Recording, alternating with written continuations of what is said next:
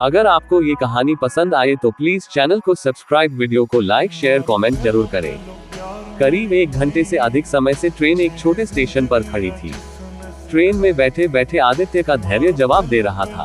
परेशान होकर वह अपनी सीट से उठ गया। वह पता लगाना चाहता था कि आखिरकार ट्रेन इतनी देर से एक ही जगह पर क्यों खड़ी है। वह अपनी सीट से उठकर गेट के पास गया। उसने बाहर देखा कि यहाँ तो बारिश हो रही है। फिर आदित्य वापस अपनी सीट पर जाकर बैठ गया और अपने सिर के नीचे बैग रखकर लेट गया। काफी देर बाद उसे धीरे धीरे नींद आने लगी थी। अचानक एक महिला ने उसकी बाजू को हिलाते हुए उसकी नींद खराब कर दी। वह उठकर बैठ गया। इसी बीच उसकी नजर एक अधेड़ उम्र की महिला पर गई। वो मैले कुचले और गंदे कपड़े पहने हुई थी और अपने हाथ में उसका बैग पकड़े हुई थी। ट्रेन स्टेशन से बाहर निकल चुकी थी और अपनी रफ्तार पकड़ चुकी थी।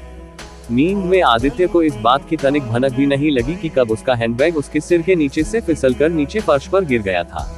आदित्य ने फटाक से अपना बैग उस महिला के हाथ से ले लिया और चेक करने लगा कि कहीं उसका पर्स और अन्य सामान गायब तो नहीं है।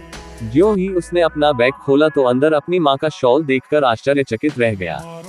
बैग में सारे सामान व्यवस्थित तरीके से रखे हुए थे।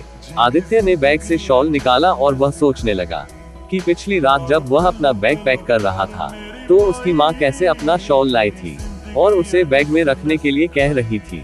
कैसे उसने कहा था अगर बारिश हुई तो बहुत ठंड लगेगी। उसे अच्छी तरह मालूम है कि कैसे वो मां पर नाराज हुआ था और गुस्से में शॉल को बैग से बाहर निकालकर रख दिया था, मगर ये शॉल अभी भी उसके साथ था। वह मन ही मन सोचने लगा, शायद मां ने मेरे सो जाने के बाद इसे वापस रख दिया होगा। कुछ वक्त बाद जब आदित्य पानी लेने उठा तो उसने देखा कि उसका शरीर तो बुखार से गर्म हो रखा है। खुद को असहाय महसूस करते हुए उसने तुरंत अपनी मां को कॉल किया और बोला, मां, कल रात तुम मुझे कुछ मेडिसिन का पैकेट देना चाह रही थी। इससे पहले कि आदित्य अपनी बात पूरी कर पाता, उधर से उसकी मां बोल पड़ी, बेटा, तुम्हारे सिर में दर्द है क्या?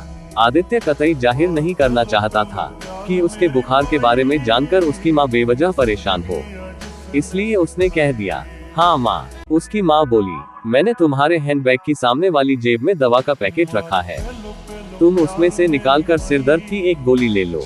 और हाँ, मैंने पैकेट में बुखार की दवा भी रख दी है, कुछ खा लो फिर दवा खाना। सुनो, मैंने तुम्हारे बैग में एक सैंडविच भी रख दिया है, सैंडविच खाकर दवाई खा लेना। आदित्य ने ऐसा ही किया और सो गया। आदित्य कुछ घंटे बाद सोकर उठा तो पहले से काफी बेहतर महसूस कर रहा था। जैसे ही वह उठा तो उसकी नजर गलियारे के पास बैठी एक महिला पर पड़ी। उसने अपने बच्चे को गोद में ले रखा था। खिड़की से ठंडी हवाएं आ रही थी। उसके शरीर पर पड़े फटे पुराने कपड़े इस ठंड से बचाने के लिए काफी नहीं थे। आदित्य ने गौर से देखा तो पाया कि अरे, ये तो वही महिला है जिसने उसे पहले जगाया था और उसका बैग लौटाया था। बिना सोचे समझे आदित्य ने बैग से अपनी मां का शॉल बाहर निकाला और ठंड से कांप रहे बच्चे को ओढ़ा दिया। उसने देखा कि बच्चा कैसे अब सुकून से सो गया है। आदित्य सोचने लगा, वह एक नहीं बल्कि 2 माताओं के प्यार और स्नेह की चादर से लिपटा हुआ था। माँ के प्यार की तपिश ही कुछ ऐसी है। इस कहानी से यह सीख मिलती है कि माँ जानती है कि उसके बच्चे के लिए क्या ठीक है और उसे क्या चाहिए।